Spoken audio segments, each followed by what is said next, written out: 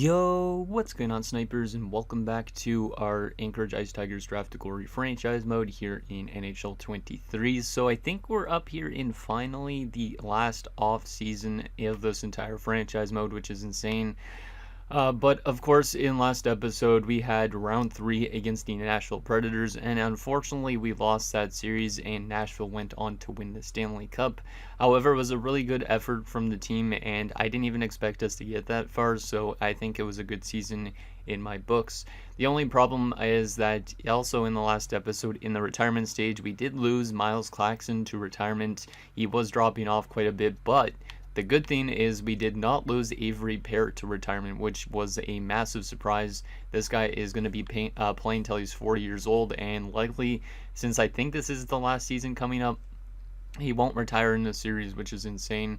And he's had an storybook career so far, and I don't know what's in store for him this year necessarily, because he's probably going to drop off even more.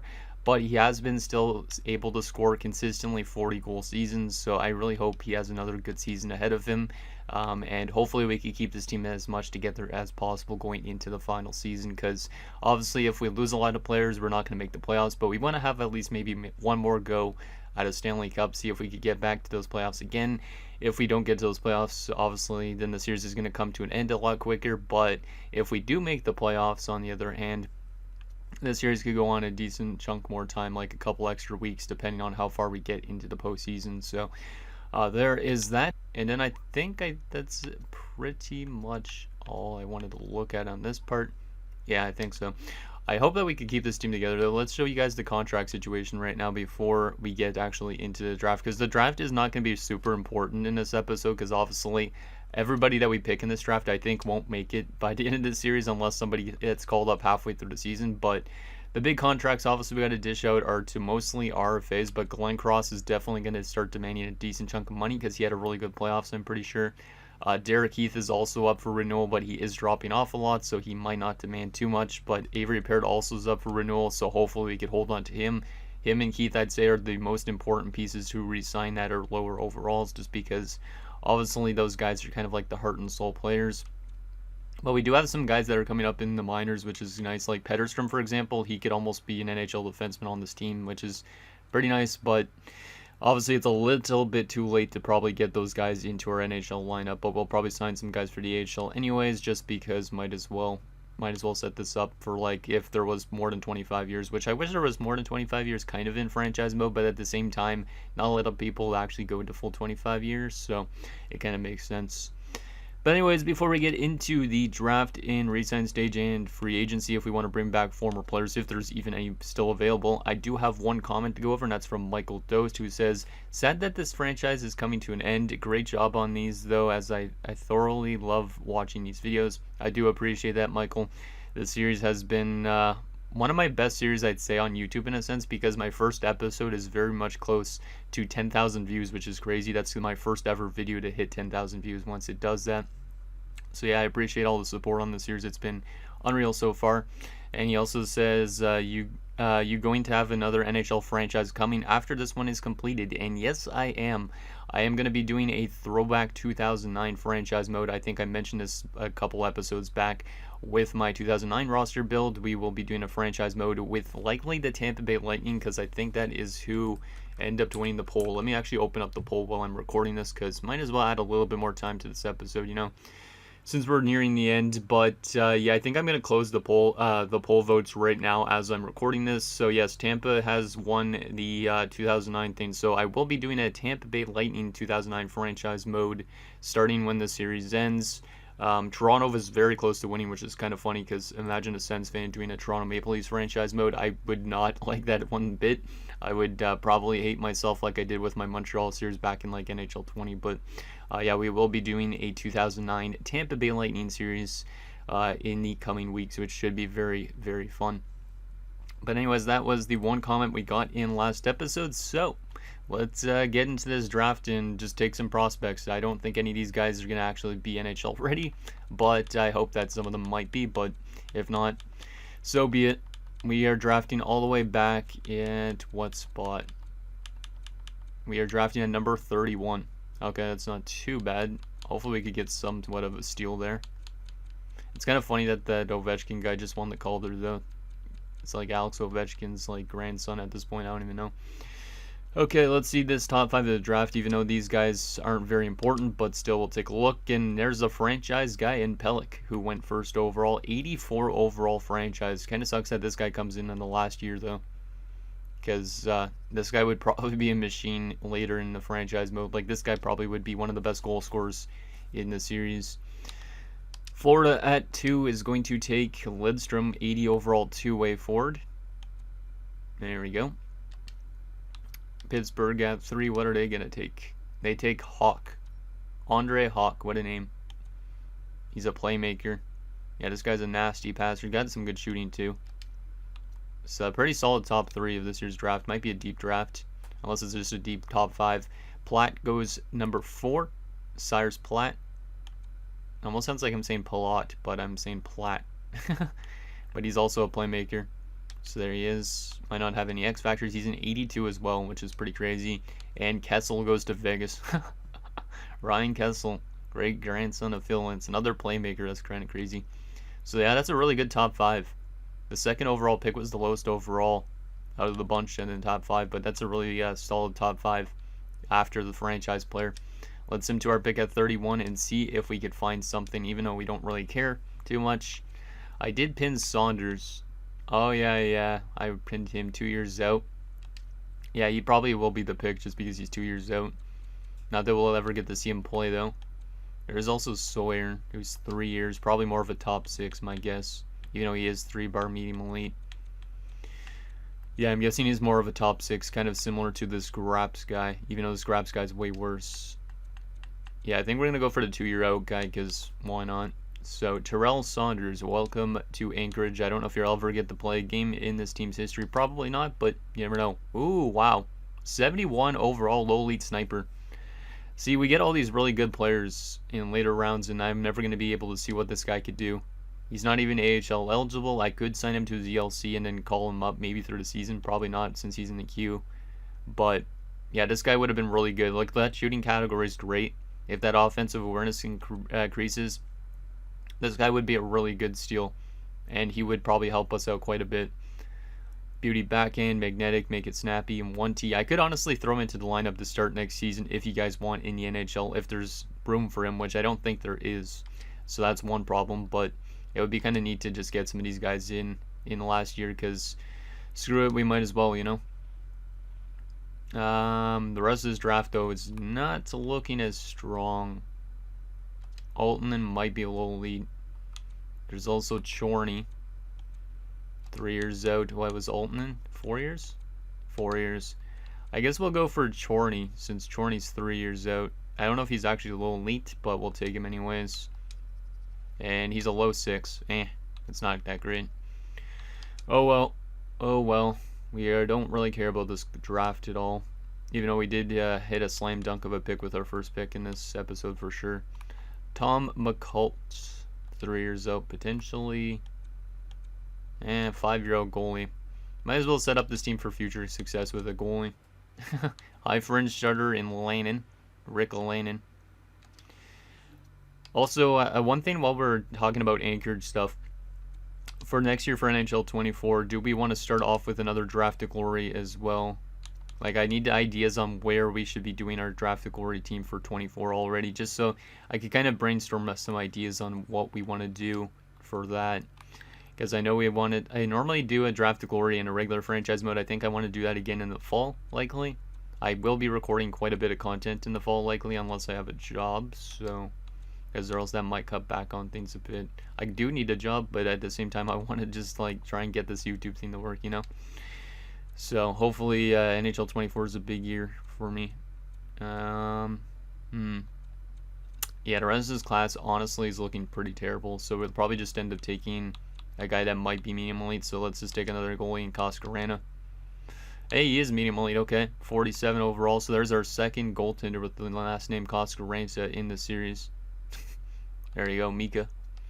Send to our next pick at 163. Yeah, now we're into the 7th D, bottom 6, some top 60s. I honestly might just auto sim the rest of this because it doesn't really matter at the stage. I'm going to see if there's still any low leads for later rounds. There is one we could take already, so I'll take Bobik since he's a guaranteed low lead sniper. And he's a 48 overall, so pretty low overall, but at least, I mean, we're setting this team up still for some pretty good success in the future after our tenure is done here. Which kind of sucks that it is coming to an end soon. Yeah, we'll probably just auto-sim the rest of this, unless some of these guys are low leads as well. 4 years out, Caston Gay, 5 years. I don't know. Yeah, I think I'm just going to auto-sim the rest of this. It's kind of pointless now at this stage. So there we go. There is next round and the draft completed. So after Bobik, we got Nguyen and Staples. Okay. So there's our draft for the final time, I think, in the series. Unless for some reason I'm missing out on a year. But I think that's the final draft of the series. Ivani needs to be reassigned. Oh, yeah. I forgot that we lost... was that in last episode? Yeah, it must have been. We lost Joe Thornton as a head coach. I forgot about that. That's something we definitely need to address. I don't know if this guy's really ready to be a head coach in the NHL.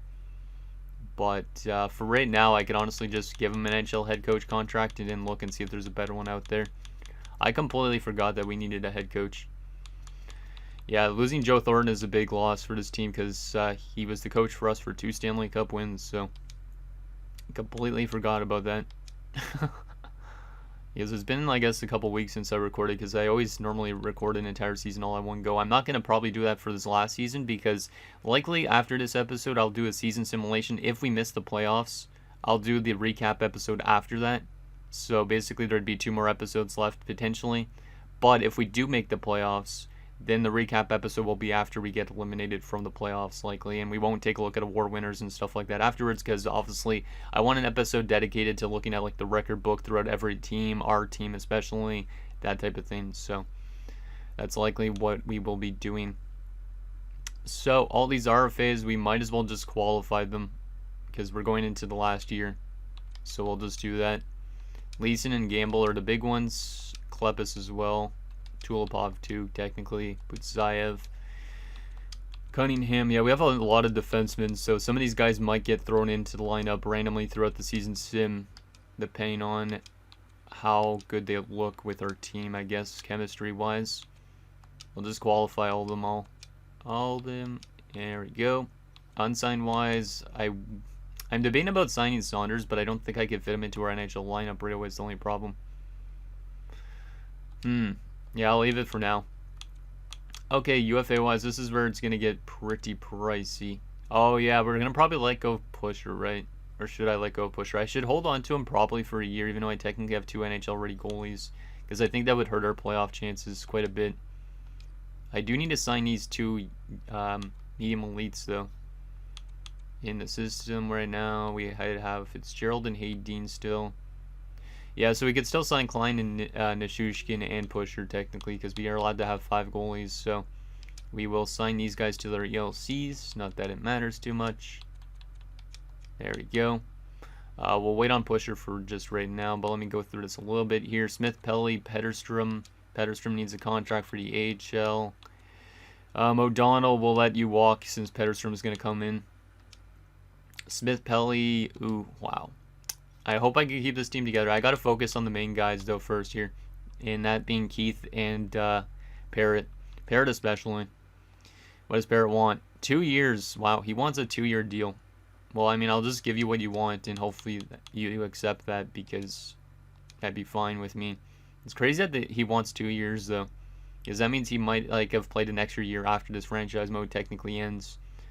Derek Heath only wants 5.325. Yeah, he's dropping off a lot too. We'll give him a 2-year deal. I could probably give most of these guys exactly what they're asking for. So that's actually good since we have a ton of cap space. Because of the retirement to Claxton, that helped a bit. Let's just give everybody exactly what they're asking for right now. Because most of them are asking actually for reasonable contracts. The AHL guys, obviously, I'm going to have to let go of some of them because they're going to just demand one-way deals. Yeah. So Kondratic, you're gone. But likely we will sign up Almquist. This low top 9 is developing actually really well, so we'll sign him too. This top 6, we'll sign you. Might as well sign anything that we can. And then, let's see. We just need Glenn Cross on the UFAs. He wanted 7. Let me just go down to 1-year deal. 7.6. What is Pusher asking for a year? 7 million as well. I could try and get him down to 6.825. Let's advance today, see if all those guys accept. And in the RFAs, we'll see what happens with that. All those guys accepted, I think, except, yeah, for Sabrin and Smith-Pelly are still holding out. We only have $26 million in cap space, and most of these RFAs are going to be pretty expensive. I mean, these guys are kind of fringe NHLers. It's going to be mostly pricey from Tulipov up to Leeson, my guess. I don't technically need Sabrin. I don't technically need him. Because he has been playing more as a depth role, right? I think. Yeah, he hasn't played in a year. Yeah, I think we're going to let go of the Ethan Sabrin. So let me just show you guys quickly his career stats. The Enforcer. Under a penalty minute a game, which is interesting. Not the best player in the world, obviously. But, I mean, he was a 6th round pick. And I just don't really think we have the cap space to get him. I might be able to bring him back if we have the cap space after the RFAs. But right now, Smith-Pelly's more important, I'd say. So, Sabrin, you're gone. And we'll try and hold on to Smith-Pelly for a year if he wants to come back at 7.3. And he does accept, okay. So all the RFAs have accepted. Nishushkin didn't accept, so we must have too much goaltenders. Which means we might lose a medium late goalie, but that's okay. Yeah, we don't have enough positions, we have a full roster, so we can't bring in Nishushkin, so he's gone, unfortunately. But all these RFAs with $20 million, I think that's a doable thing for us because we should be able to get the rest of these guys with that amount of cap space. If not, it's kind of problematic, but I think we should be able to afford them all. I think we should be able to. The good thing is we already have Parrott re-signed and also Keith because those are the guys I wanted to have retire with this team. So there is that. Let's sim to free agency. Not that we're going to be probably signing any free agents, but still might as well take a look and see if any former players have hit the market. And we'll sim up to the start of next season. We'll probably sign a head coach at the start of the season. That way we know somebody that actually fits with our team well. But any former players head to the free agent market. Let's see. Curious on that because I mean there was a lot of retirements in the series already. So, wow, Leeson's trying to get $11 million from us. Ooh, I hope his asking price drops down a lot because or else we might not be able to afford all those RFAs because of that. That's kind of crazy. I also hope that some of these guys don't get qualified by random teams. Malik Reinhardt's trying to get 9.9 on the open market right now. That's kind of nuts. Shout out to Malik Reinhardt. Any other former players head to the free agent market in terms of centers? Doesn't seem like it unless I am just missing somebody. There's always random players that I completely forget about in the series too, so most of the time I remember everybody, but sometimes I just completely skip people, so let's see. Yeah, I'm definitely not signing anybody in free agency. It's kind of pointless. Nobody's interested in Sabrin. Sabrin's price isn't too expensive. I could technically bring him back, but I want to make sure I have enough money for those RFAs. As those RFAs are obviously very important in order for us to make the postseason for at least one last time. Wow, imagine if this wasn't a Draft to Glory franchise mode. There's a 95 overall franchise player. He's 33 years old at this point, but this guy's apparently in a machine, and he's trying to get $20 million. That might be the highest AAV I've ever seen. It's kind of crazy. So there's that. Wow, Melvin Lowry is also still playing at this age. This guy, I think, was in the same draft or a year after or a year before Parrott was, so that's kind of crazy. Some guys are playing a long time in this series. So there's all that. Any defenseman that used to play with us, Esakoli Minen, back in free agency. Can't afford him, unfortunately. His production has dropped off a lot, but after his stint in Boston, he played for the Islanders. And he has not won a Stanley Cup since our Stanley Cup win, I think. I think he was on our Cup win team. No, actually, no, he wasn't. He was the year before we won the Stanley Cup, I think. Because our defensive core won the Stanley Cup when it was much worse. I hope that we can get the asking price down on those RFAs quite a bit, because I don't know if we're going to have the money based on their demands. But hopefully it drops down quite a bit. Yeah, let's begin the sim up to next season already, because I need those RFAs to start dropping their asking price. Hopefully by a decent amount. Cunningham is accepted. Afanaganov accepts. Nables, those are some AHL kind of guys. Gamble accepts. Harrison accepts. I don't even remember Harrison. Boychuk accepts. Oh no. We're getting into the stage where we're getting players getting qualified. I'm going to have to let them take this player. Oh, maybe not actually. No, he's a defenseman for... He's actually an NHL defenseman for us. I thought he was going to be an AHL defenseman that they were trying to get $2 million to. I have to match this, which is kind of annoying because $2 million is a decent chunk of money. We're into August already, so let's take a look at our RFAs and see if their asking prices have dropped. We have only $15 million to get back these guys. Leeson's still 7.4. 4.6, that's like 11, 12 million out of the 15 we have. I might not be able to afford all three of these guys. I need some of them to start dropping their asking prices a lot. I am going to already give Leeson his contract because I know I need Leeson and Klepis. I need these two guys to drop their asking prices more. Maybe not St. Jacques, because St. Jacques is asking for under $1 million. But we might have an RFA hold out the entire year because of cap space. I knew we were going to be really tight on the cap space situation. But I wanted to make sure we had everybody back still for this team. Oh, some of the goalies were still holding out too. I didn't even realize that. I don't care about free agency. We only have $5 million in cap space. Let me check the RFAs again. See what we got here. So Tulipov 3.25. That would leave us with 2,900,000. And Haydeen 900. We're able to afford, I think, every single one of them. We might be very close to the cap floor. Like, that might be the closest I've ever been. But we're going to sign them all right now. And we are literally just going to fit into the cap of this NHL season, which is kind of nuts. But I hope that it's enough to get us into the playoffs. I hope it is. Let's advance a few days, get those RFAs signed up. We get all three of them. How much cap space do we got now? I'm really curious on that. 3.725, actually, more than I thought. Huh, okay. Well, still, that's very tight on cap space anyways. Very, very tight. So there is that. Let's sim up to the start of next season. We'll look for coaches right away. And then we'll adjust our lineup accordingly. But first, we need to make some roster moves and make sure the right guys are in the NHL first. And then we will look for coaches so we have the right guys set up. So, Pusher and Haydeen. I technically could have Fitzgerald up here as well. So we'll call him up as a third string. Just so that way we have three goalies that we could run potentially in a playoff scenario. Defensively, Danner, who's dropping off a lot. Klepis, Tulipov, Butsayev, Smith-Pelly, and Howes. There's also St. Jacques. Yeah, one of them has to be my depth defenseman. Wow, Petterstrom actually jumped up to a 77 randomly. He is an offensive defenseman. I do like that passing and all that stuff. But I also... Oh, St. Jacques is the same type of boat. But a little bit older. His offensive awareness isn't super high, but his passing is.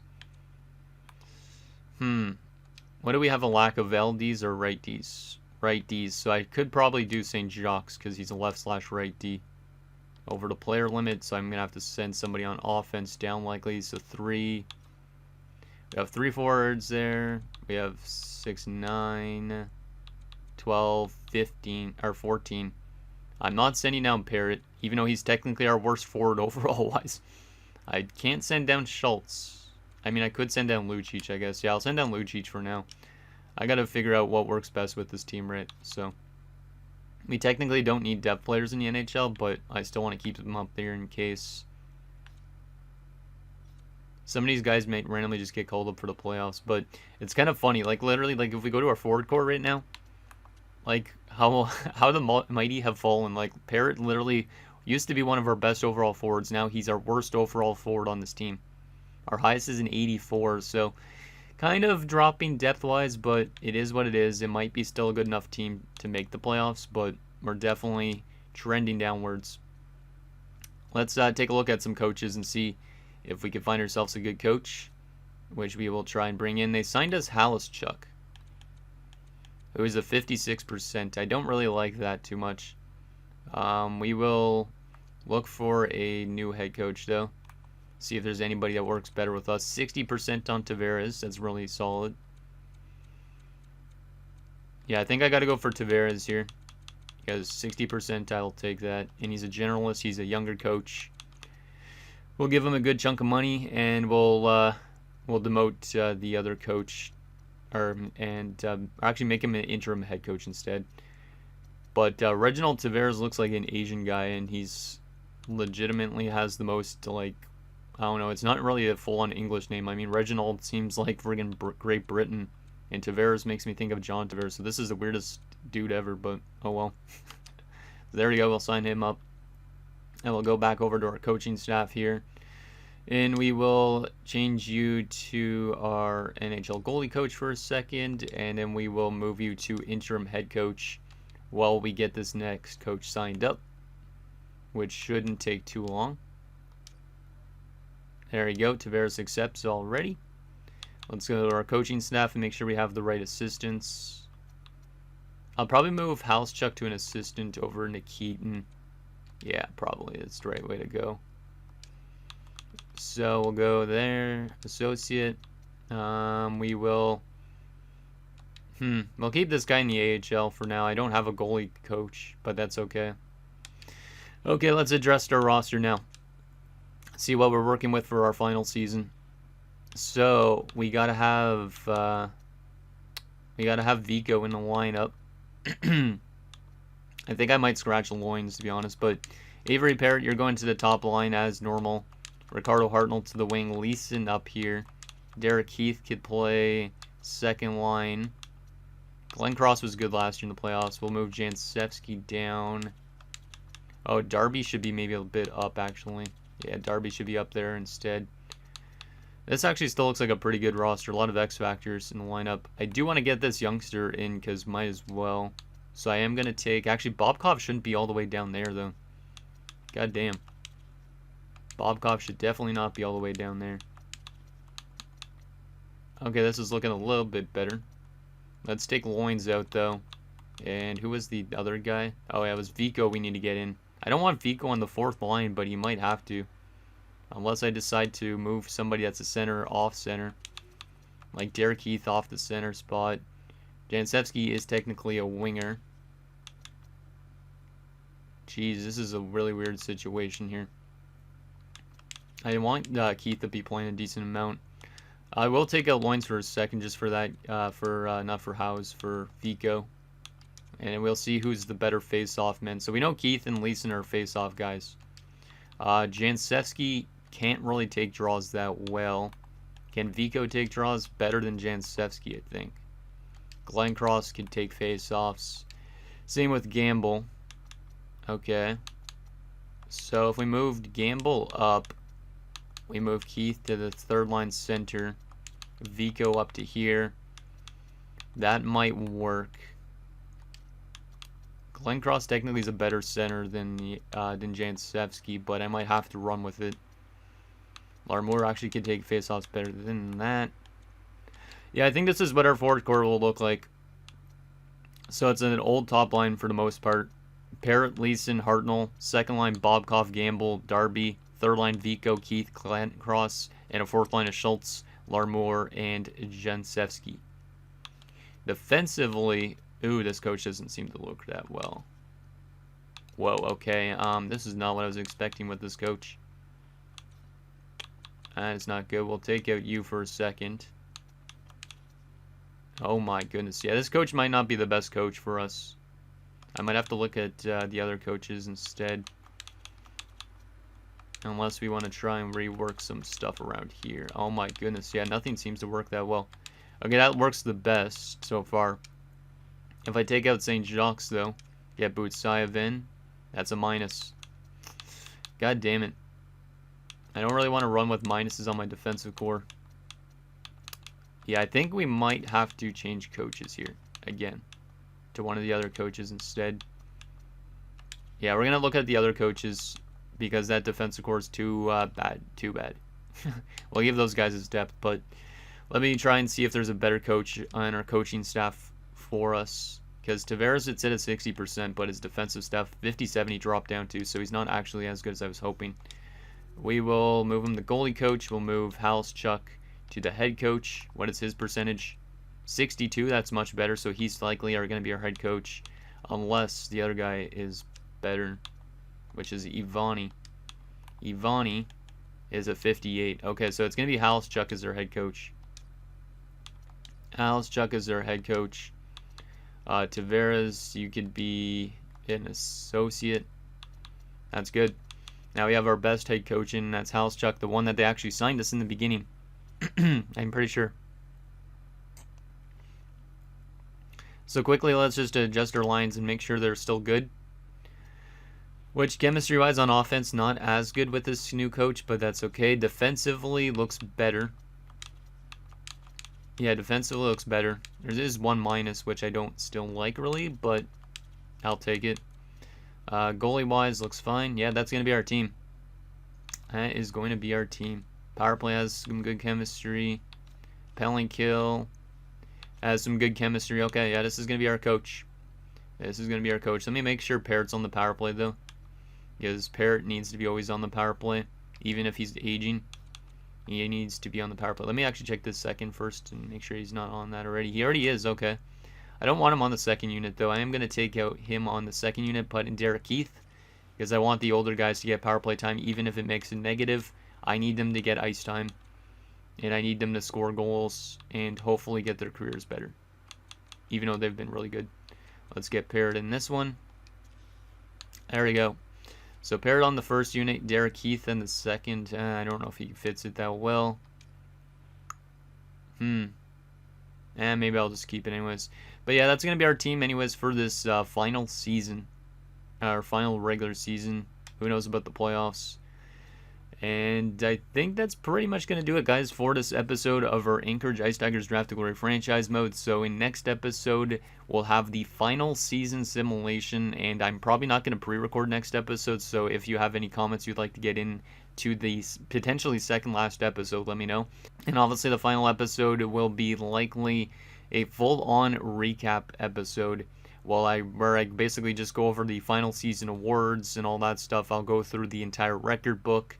And yeah, it'll be a pretty fun way to just wrap up the series. So let me know what you think down below.